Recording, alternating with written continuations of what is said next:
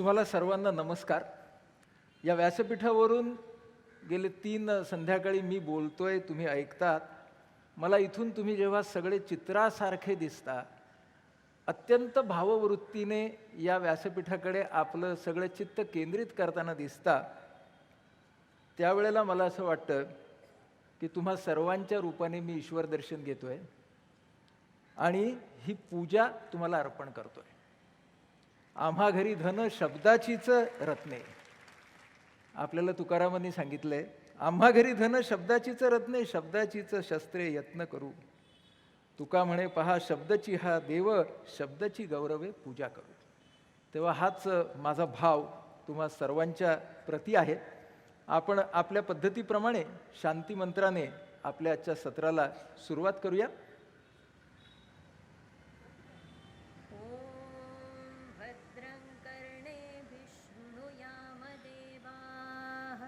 भद्रं पश्येमाक्षभिर्यजत्राः स्थिरैरङ्गैस्तुष्टुवागुंसस्तनूभिः व्यशेम देवहितं यदायुः.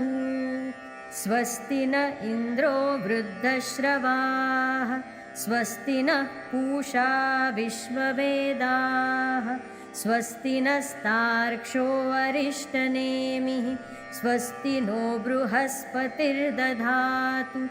ॐ शान्ति शान्ति शान्तिः. मराठीतला पहिल्यांदा शब्दार्थ बघूया. ओम. हे देवांनो, आम्ही कानांनी शुभवचन ऐकावं. हे पूजनीयांनो, आम्ही नेत्रांनी शुभच पहावं.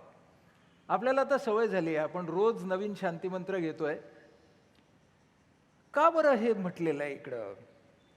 कानावर तर सगळंच पडतं, डोळ्यांना तर सगळंच दिसतं, पण कान देऊन काय ऐकायचं, दृष्टी एकवटून काय निहाळायचं, तो आपला चॉईस आहे. हा मंत्र आपल्याला असं सांगतोय की हा चॉईस वापरा. विकास जिथं आहे ते पहा, विकास जिथे आहे ते ऐका.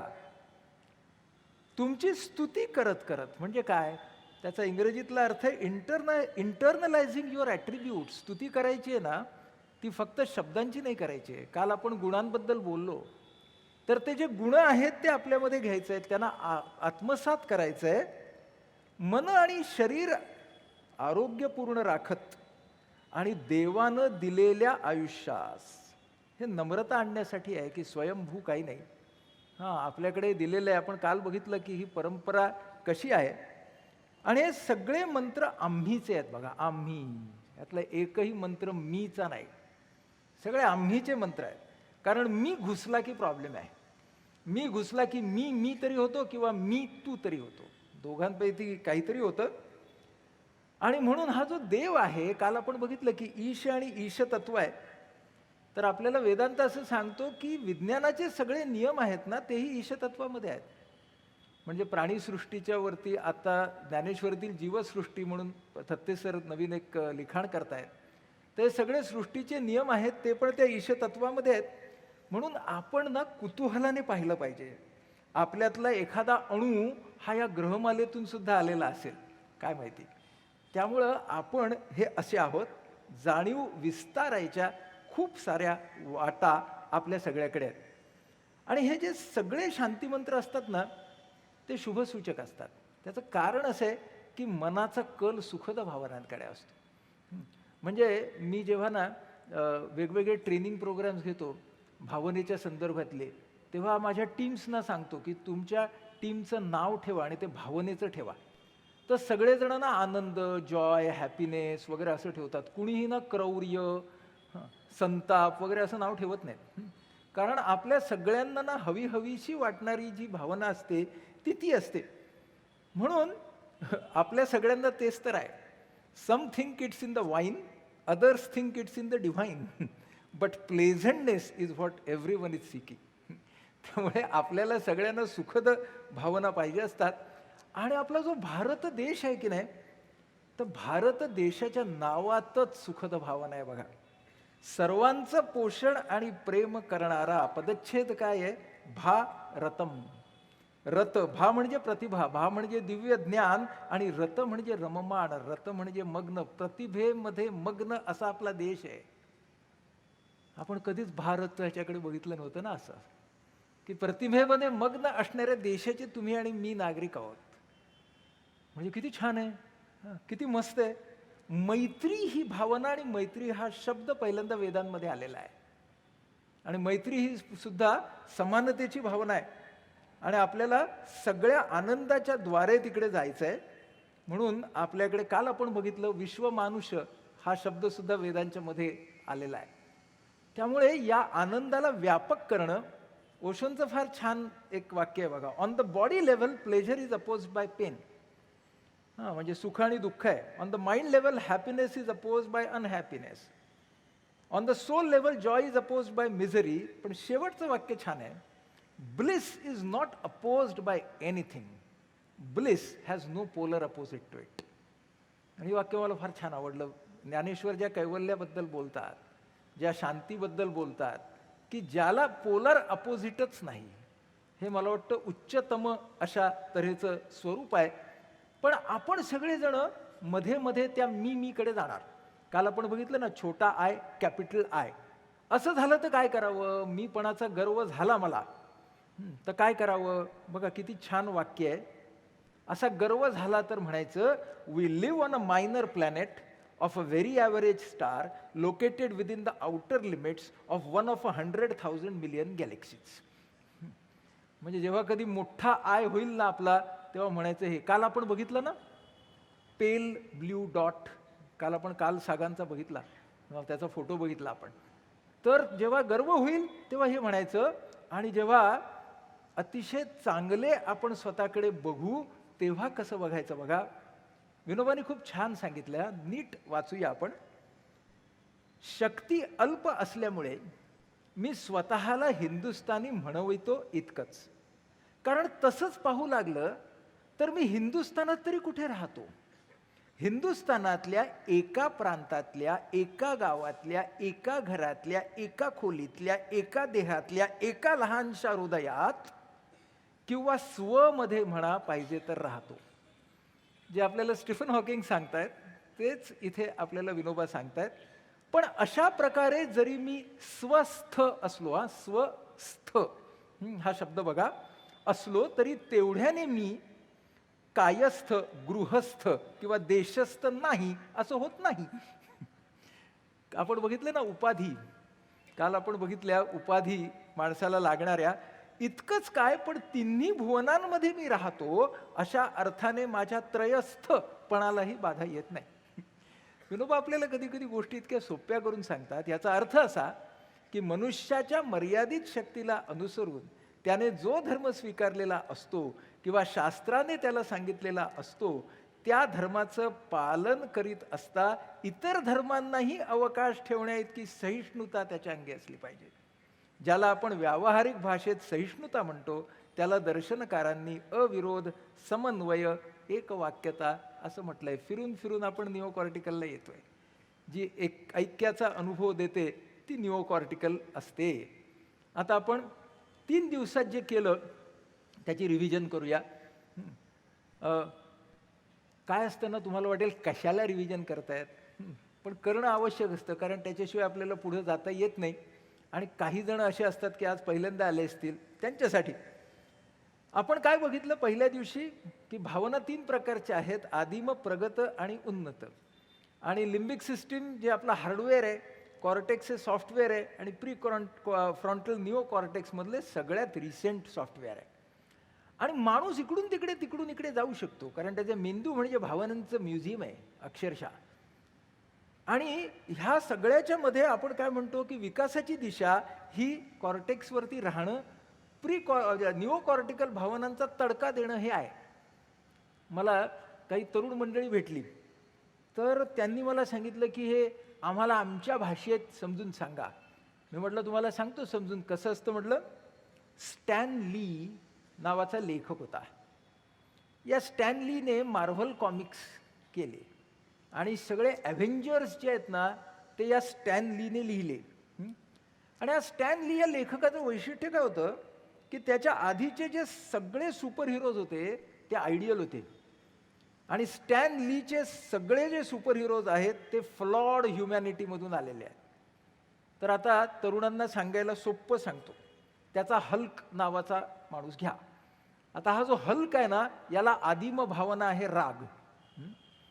पण तो नंतर जेव्हा ॲव्हेंजर्समध्ये सुपर हिरो होतो तेव्हा त्याचं कॉज निओकॉर्टिकल होतं बघा, कारण ते विशाल असतं, अख्ख्या मानवजातीला त्याला वाचवायचं असतं. म्हणून ॲव्हेंजर्स एंड गेममध्ये शेवटी जेव्हा क्लायमॅक्स आहे तेव्हा तो डॉक्टर स्ट्रेंजला म्हणतो, I think it is good time to get angry, असं तो म्हणतो.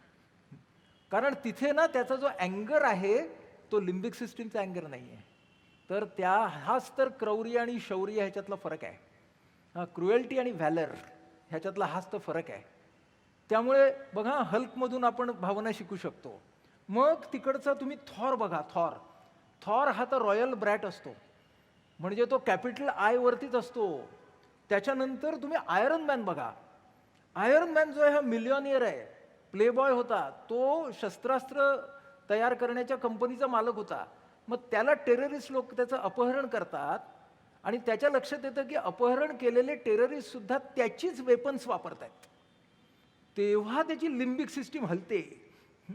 मग तो म्हणतो हे बरोबर नाही आहे, आणि मग तो त्यांच्याकडून निसटतो आणि मग तो जगाच्या रक्षणासाठी म्हणजे निओकॉर्टिकलमध्ये तो येतो. मग तो जेव्हा निओकॉर्टिकलमध्ये येतो, 2008ला पहिली फिल्म आली बरं का आयरन मॅनची, आणि 2019ला एंड गेममध्ये आयरन मॅन गेला. तेव्हा खूप जणांना खूप वाईट वाटलं. त्याचं कारण असं की हा जो आयरन मॅन आहे ना, तो जेव्हा सुरुवात करतो he is not a team player, आणि तो सांगतोच आपल्याला त्यावेळेला की I don't like working with others. आणि शेवटच्या त्याच्या चित्रपटामध्ये तो त्या संपूर्ण टीमला कोऑर्डिनेट करतो. इतका निओकॉर्टिकल होतो. म्हणजे जर आपल्याला भावना शिकायची असतील तर ॲव्हेंजर्स आपल्याला शिकू शकतात. त्यानंतर तो डॉक्टर स्ट्रेंज असतो, तो पण कॅपिटल आयला असतो पहिल्यांदा. उत्तम सर्जन असतो तो, आणि त्याची बोटं जातात सर्जरीमध्ये, आणि मग तो कॅपिटल आयमधनं डायरेक्ट स्मॉल आयला येतो. काल आपण आत्मस्वीकाराच्या पायऱ्या बघितल्या त्याच्या. आणि मग त्याच्यानंतर तो ती ताकद कशी कमावतो याच्यावरती सगळ्या प्रौढांना सूचना की आपापल्या घरातल्या तरुणांबरोबर आता ॲव्हेंजर्स पहा, आणि त्यातल्या सगळ्या ज्या व्यक्तिरेखा आहेत त्यांना ह्या पद्धतीने पहा. फार महत्त्वाची गोष्ट घडेल, जनरेशन गॅप कमी होईल आणि सगळ्यांना आपल्या या भावना आदिम प्रगत उन्नत कशा आहेत त्या कळतील. तर त्या आपण पाहिल्या, आणि आपण असं म्हणालो की ह्या ज्या इमोशन्स आहेत, मला कोणीतरी प्रश्न केला होता की रज तम सत्वमध्ये ह्या भावना कुठे बसतात. तर बघा, त्यात कसं आहे की रज आणि तम आहेत ना, त्या डेफिनेटली लिम्बिक सिस्टीम आहेत. त्यांना जेव्हा सत्वाचा स्पर्श होतो तेव्हा कॉर्टिकल आहेत, आणि सत्व ही जेव्हा अधिक प्रबळ अशी भूमिका असते तो निओकॉर्टेक्स आहे. पण असं नाही होत की फक्त सत्व. या तिघांचा खेळ चाललेला आहे असं त्यांनी म्हटलेलंच आहे. एकच भाव नसतो कधी, कोणामध्येच एक भाव नाही आहे. तुमच्यात नाही आहे, माझ्यात नाही आहे. अहो, ज्ञानेश्वर सुद्धा आदिम भावनांमध्ये गेलेच की नाही हो. चिडले ना, ताटीचे अभंग कसे तयार झाले असते. तेव्हा मुक्ताबाई व्यवस्थित निओकॉर्टिकल होत्या, आणि त्यांनी त्या अभंगातून पहिल्यांदा ज्ञानेश्वरांना कॉर्टिकलवरती आणलं आणि जाणीव करून दिली की बाबा तुम्ही निओकॉर्टिकल आहात, तिकडे जा परत. न धरी शस्त्र करी सांगीन गोष्टी युक्तीच्या चार, असे म्हणणारे श्रीकृष्ण सुद्धा महाभारतामध्ये एकदा उतरलेच ना युद्धासाठी. म्हणजे आदिम भावनांपासून कुणाचीही सुटका नाही. आपण सगळे आहोत तसे आहोत. हे आपण मान्य का बरं नाही करायचं, ती गोष्ट फार महत्त्वाची आहे. आपल्या सगळ्यांच्या मनामध्ये हे सगळे स्तर असणार आहेत. आणि आपण बघितलं की वैशिष्ट्य परंपरेतली जी सांगितलेली आहेत की प्रिमिटिव्ह इमोशन्स आसुरी संपत्ती, प्रॉडक्टिव्ह इमोशन्स क्षेत्र विचारात आले आहेत, आणि उन्नत भावना दैवी संपत्तीमध्ये सांगितलं आहेत. अशा पद्धतीने आपण ते जोडलं. मग आपण गेलो दुसऱ्या दिवशी ह्या पद्धतीने की ज्याप्रमाणे भावनिक बैठक तशी ईश्वर संकल्पना. आपण सगुण साकार, सगुण निराकार, निर्गुण निराकार पाहिलं. पूजा प्रतीकं त्यामुळे कशी कशी बदलतात ते आपण पाहिलं.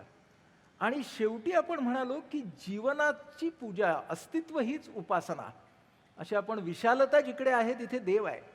कर्मकांडांचा काल आपण एक भेद केला, व्यापारी आणि अनन्य. की व्यापारी आहे की जी पूर्ण लिंबिक सिस्टीमला आहे. मग त्याप्रमाणे आपण काल बघितले आर्त हितार्थी, आपण तो सगळा भक्त कसे ते आपण काल सगळं बघितलं. मला खूप छान वाटलं. त्याच्यानंतर आपण या विकास होत जाणं, एक छान कविता आहे, ती तुम्हाला वाचून दाखवतो. अस्तित्व कोणाचा विकास होऊन एक दिवस येईल येईल. विंदा करंदीकरांची कविता आहे. अस्तित्व कोणाचा विकास होऊन एक दिवस येईल येईल, अस्तित्वाच्या दोन्ही भुजा एका रेषेत जाणीव जगत होतील एक. अशी फार सुंदर कविता, शब्दब्रह्म असं या कवितेचं नाव आहे. ही करंदीकरांनी लिहिली. म्हणजे ते आपल्याला काय सांगतात, हळूहळू युनिफाईड. तुम्ही जर अद्वैताकडे गेलात तर काल आपण बघितलं कर्मकांड, rituals are kindergarten of religion, हे आपण काल विवेकानंदांचं वाक्यसुद्धा बघितलं. तिथपासून आपल्याला पुढे कसं जाता येईल हे खूप महत्त्वाचं बघितलं. आणि त्यानंतर आपण काय म्हणालो की जशी तुमची भावना तसे तुम्ही जन्माकडे पाहणार, जशी तुमची भावना तसे तुम्ही मृत्यूकडे पाहणार. एक इंटरेस्टिंग गोष्ट आहे, हा जो पैसाचा खांब आहे इकडे, तर ह्या पैस नावाचं दुर्गा भागवतांचं अतिशय सुंदर पुस्तक आहे. तर त्या पैसाचा खांब, या खांबाला आपण पहिल्या दिवशीच बघितलं की ज्ञानेश्वरांनी या खांबाला टेकून ज्ञानेश्वरी सांगितली, त्याची प्रतिकृती आहे.